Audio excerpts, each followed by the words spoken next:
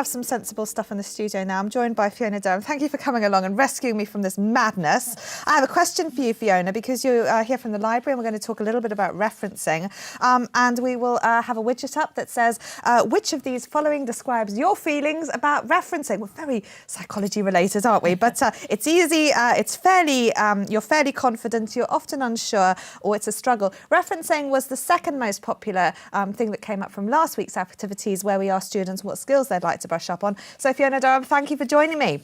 It's good to be here. Thank you for inviting me. That's all right. We have a session. I have a question for you from Wendy Marfleet, who's doing applied linguistics. And she says, a few of us in our forums of exchange chat about OU Annotate apparently is being discontinued. And she'd like to know if there are any other electronic or online ways that you could recommend people use referencing tools. Referencing tools, not quite the same as OU Annotate actually. It's where you can collect a number of references together in a tool, and you can output them in a particular bibliographic style.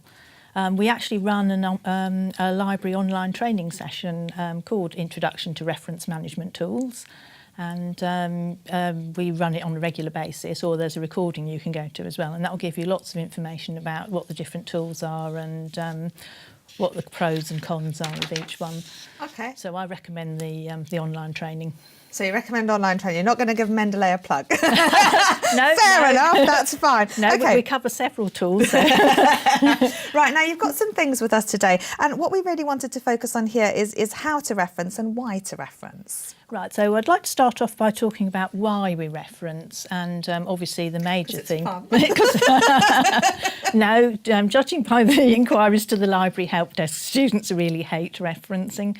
But the main reason, of course, is that you have to acknowledge your sources, you have to acknowledge other people's ideas, and the way you do that is by referencing.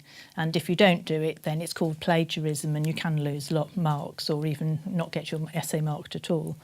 So, and then, of course, there are other reasons as well, like, for example, so that you can support an academic argument. It keeps your tutor happy, and your tutor can actually see that you've read around the subject.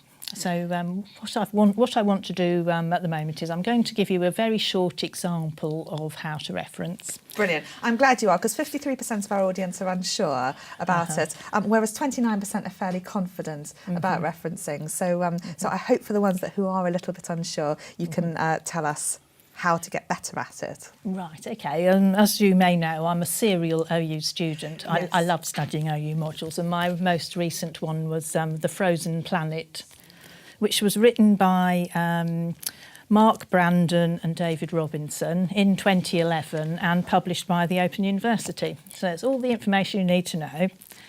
And in my end of module assessment, I was actually asked to write 800 words on the adaptations that fish need to make in polar waters in order to live in freezing conditions. So I'll start with my first prop, which is Champsocephalus gonari, known to its many friends as the mackerel ice fish. Okay. And it lives in the freezing waters of the Antarctic. And in my essay I wrote, "Haemoglobin can become very thick and viscous at 0 degrees centigrade. Ice fish living in freezing polar water have an almost complete lack of haemoglobin, which makes their blood flow more easily and gives them characteristically very pale flesh." Now, I didn't. I didn't. Your own words. That's all my own words. Yes, I didn't know that before I studied the module, and I don't suppose you knew that either, Karen. Didn't know. So I have to acknowledge this. You do. You certainly do. That's right. Yes. So in order to acknowledge this, I have an in-text citation. Okay. And as we said, the module book is by Brandon and Robinson. Okay. And I found this information on page 75. Right. Published in 2011. So is the page number important? It is or it isn't, depending. It's one of those things with referencing. So if it's a direct quote, you should have the page number. And the page number is helpful if you've got a very specific piece of information. You don't have to have it if you're quoting some information from several different pages. But I've helpfully put this in for my tutor so that... You certainly won't get marks off, would you? No, you wouldn't get marks off for putting the page number. But it can be helpful. In particular, I guess, because there's a lot of information in this chapter. That's right, and it's difficult. Yes. This says, I know for sure where I got this from and where it's relevant. That's right, yes. OK, brilliant. And then you need something in addition to this in-text reference. That's right. Once you've got your in-text citation, which goes after And even though I wrote it in my own words, I still need to have the in-text citation because it's not common knowledge. It's something I found elsewhere. Then at the end of the assignment, you have your full reference. Right. And this is so that you can actually find the information that you've actually put into the in-text citation. So this means that your tutor can now go off and find this in particular piece of information. And as you can see, Brandon and Robinson are the authors. It was published in 2011, and The Frozen Planet, which is the name of the book, is in italics, which is the way it works in this particular style. Yeah. And then we've got Milton Keynes, The Open University. So this is an in-text citation for a module book. Okay, brilliant. And it's not an in-text, sorry, it's the final reference for the module book, and that was the in-text citation. Ah, excellent. So why do students struggle with this then? It all looks fairly self-explanatory. Well, I suppose it is and it isn't really. One of the things I would like to mention is that students really need to look at their assessment on the module site, because that's where usually you'll find the information about how they want you to reference in the module. And the assessment guidance may actually contain a link to something called the OU Harvard Guide, which is the standard referencing style for most OU modules. There are a few that don't use it, but the vast majority do. So I would say go to your module, look at the assessment guidance and see what kind of referencing you're being asked to use. And if you're going to be using the OU Harvard Guide... That's a pretty thick guide. This is what it looks like when it's printed out. It's normally accessed online. You can find a link to it either on the resources page of the Student Hub Live, or there is actually a link to it on the library homepage as well. Well, I can see why you put people off, Fiona, brandishing heavy, 50-page guides like that. Tell us what they really need to reference. I mean, often they're having to reference a module book like this, and maybe they have a multimedia activity, again, on the module book, because they have to refer to the module texts and Section assets. 7. Within all that, yes.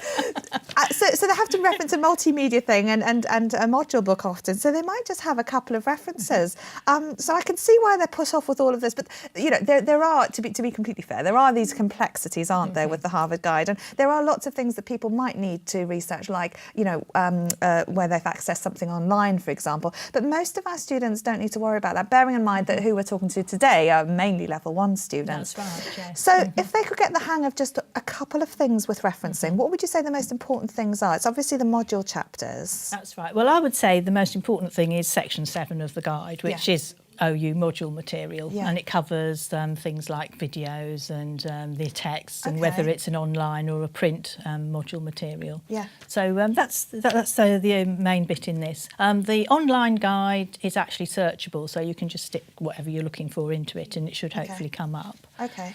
And very often on a level 1 module, the assessment will actually give you some examples of how the module team want you to reference the particular bits of module material. Cut and paste those, even, couldn't you? I suppose they would have just fill in the no excuses. Bits. That's right. But once students got the hang, because what you're saying, I guess, is that there is a structure. So you're talking about first name, comma, last name, full stop, parenthesis, there is a structure there that people could use to then just insert whatever they were doing. Do students ever do that? Well, I hope they do. I think most students actually get the hang of referencing, certainly by level 2 or 3. Yeah. Although by the time they get to level 3, they're starting to find lots of things which aren't in the OU Harvard Guide. Yes, of course. And then they might despite how comprehensive it might look, there's always something that students will find that's not in here. Okay. So how to reference then is important. When to reference is also important, so that we're not plagiarising. So we spoke earlier about having at least one piece of evidence in each paragraph of an essay, for example. So you would need at least one accompanying reference. So people are needing to reference quite a lot. Can you over-reference? I think it probably depends on your tutor, actually, because as a librarian, I would say that, you probably didn't want to have a reference after every sentence. That would look horrendous. Yes. So I think one of the things that I would say, apart from checking your module materials, also check with your tutor about the way they want you to reference the assignments. Brilliant, excellent. Yes, I always like it when students talk to me about how they reference. I think it's always a very, very good, positive sign. But you also have some resources available, and the library have a fantastic tool. Ruth, in fact, says it's so nice to see you on screen because you've been so helpful to her on the website. So that's nice. You've got a fan there. But you do have live chat, and you do have various, as you say, training sessions and things on referencing, as well as other library sources. Where could students go to find out more about that? Well, we have actually got some links on resources as well for something called Being Digital, and there is a referencing pathway in Being Digital, and it covers the most common things that students need to reference.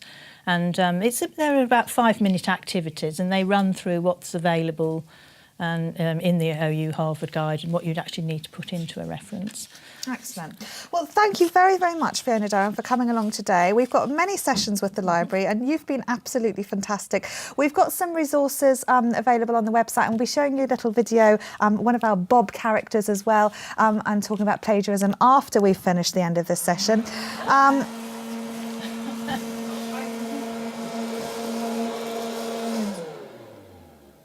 That was a really good idea. I knew I could have put money on something bad happening. Yeah. You've taken it too far now, over the Annie. top. It was HJ's idea. So What? Don't put this sorry. on me. Yeah. I told you it was a really bad idea, but We are going to be in so much trouble. that's what I said. So, So, Annie keeps going HJ. on about my mess. We've got HJ. popcorn everywhere. yeah, I told you. Popcorn everywhere. I think. Yeah. It's fine. We'll be able to clean this up, no problem. Yeah. It'll be under control. Will Okay. it though? Yeah. Will it? It would be so wrong of me to say I'm very disappointed with I'm not going to say that. I'm not going to say that. Okay. Well, we're coming towards the end of this session. I hope you've enjoyed it. I certainly have. I've learned a lot, and I hope that the students at level 1 in particular have learned an awful lot. And those of you at level 2, I hope you've picked up some bits. As I say, next week we're doing critical thinking, and that'll be a real interesting discussion for those of you at level 2, as well as level 1. I'm going to pop up some widgets because, like everything with the OU, I just want to check our learning outcomes. And 2 I had today were, do you feel that you know more about the online learning environment now? Yes or no? 94% of you say yes. Good, that's a tick. Okay, have you picked up something new you can apply to the writing process? 97%, excellent. Oh, Nikki will be delighted with that. Okay, and I'd like to know which 3 words spring to mind about anything. So about how you're feeling right now, about the cake that we've got going on here, about the popcorn that is certainly going on over there, or just anything that springs to mind, and we'll wrap up with that in just a couple of minutes. But please do tell us in the chat what you think about these sessions and if they've been useful. If you've got any ideas about things you'd like included, if you've got any feedback, please let us know, because we're going to be keeping the chat open for another half an hour at the end of this session. HJ and Annie, in particular HJ, I'd like to thank you for being here. Annie, I thought you'd be a lot more sensible than Sophie was, but... Girl power. But in all seriousness, thank you, you two. You've been absolutely brilliant. Is there anything else you'd like to say before we end? I think one thing I would say is I think Julia gets me that this is organised chaos. It's not mess. Very So true. I would pull that one up. But I think we've just had so much fun chatting to everyone and seeing everyone's selfies. We've had loads come in. So if we haven't got to yours, check our Twitter page at Student Hub Live, and we'll make a little post about all the wonderful selfies that we've had. Also, Ruth C said that it's really nice to see you here, Fiona, and your website is really, really helpful. So she's very thankful for that. And we have, I think this selfie is the best on the show, I've got to say. So, yeah, let's just show I this wonder who beauty. sent that one in. This is really live coverage right now, Oh, yes. so that is definitely going up on the board. But we've loved everything you sent us, and we'll make sure we get back to you and send something back to you too, because it's Yes, only definitely. fair. But remember, because there's so much great chat going on today, if there was anything we missed and anything you want to know, email us studenthub@open.acu.uk, and we'd love to get back to you. But yes. No, thank All you. good. We do, because we do monitor our mailbox and we do love all your messages and things. So please do let us know what you think. Well, we've got the results of the poll on the cake. I did promise you a cake widget, and we have one. At the moment, I think it's 41% of you liking carrot cake, 42% chocolate, so a fairly close tie. Only 4% like lolly cake. Clearly, there's no one else from New Zealand around here. Or no one who likes my fabulous lolly cake concoction made of butter, condensed milk, biscuits and sweets. Delicious. I'd like to thank my guests who've been on here. Georgina Blakely, who's looked at learning how to study online. Mark Nichols, who's been looking at making the most of the online learning environment. Nikki Harlow, who's taken us through note-taking and essay planning and writing. And of course, Fiona Durham, who's been talking to us about referencing. There are resources, as I've been mentioning, available on the website, so please do take a look at those, in particular those guides to essay writing and note-taking.